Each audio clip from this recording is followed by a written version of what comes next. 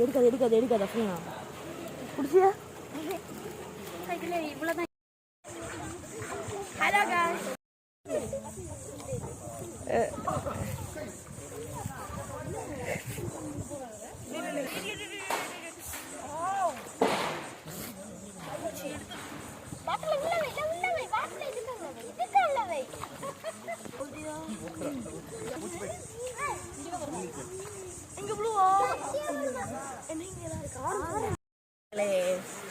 இது நாங்க எண்ணாமலே நிறைய மீன் இருக்குது.